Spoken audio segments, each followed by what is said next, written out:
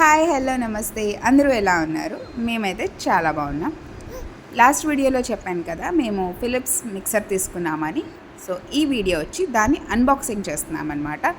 ఎలా ఉంది ఏంటి రివ్యూస్ ఏంటి నేను మీకు చెప్తాను ఇందులో.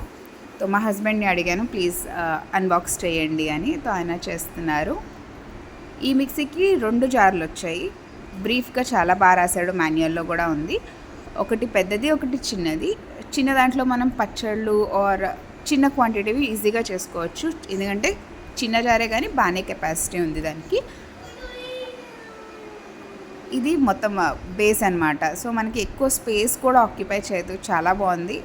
ఇవి ఇండియాలో ఆల్రెడీ ఉన్నాయి, బట్ నేనైతే పెద్దది వాడేదాన్ని. ఇది చిన్న, ఫస్ట్ టైం నేనైతే చిన్న సైజ్ తీసుకున్నది, ఎందుకంటే నా బ్లెండర్ నాకు అన్నీ అయిపోతూ ఉండేది. సో నేను వేరేగా తీసుకోలేదు, ఆల్రెడీ అది ఉంది కదా అని.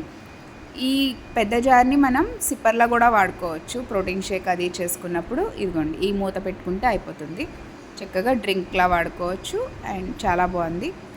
ప్లస్ ఈ మిక్సీకి బేస్కి వ్యాక్యూమ్ కూడా ఇచ్చారు, సో అటు ఇటు కదులుతుంది అని కూడా లేదు. ఒకసారి ఫిక్స్ అయితే ఈజీగా ఒకే చోట చక్కగా ఉంటుంది. ఈయన ట్రై చేస్తున్నారు స్విచ్ ఆన్ చేసి. It's work.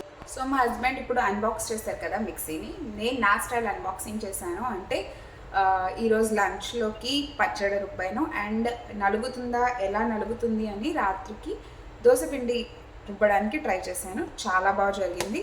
ఇదిగోండి మా లంచ్ కోసం బీరకాయ పచ్చడి రెడీగా ఉంది, చాలా బాగా గ్రైండ్ అయింది.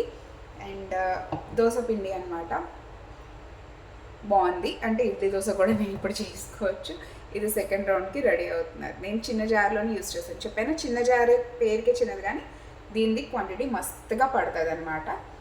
సో ఒకవేళ మీరు మీ కిచెన్లో చేంజ్ చేసుకోవాలి అనుకుంటే ఈ మిక్సీ నేనైతే రికమెండ్ చేస్తాను, చాలా బాగుంది.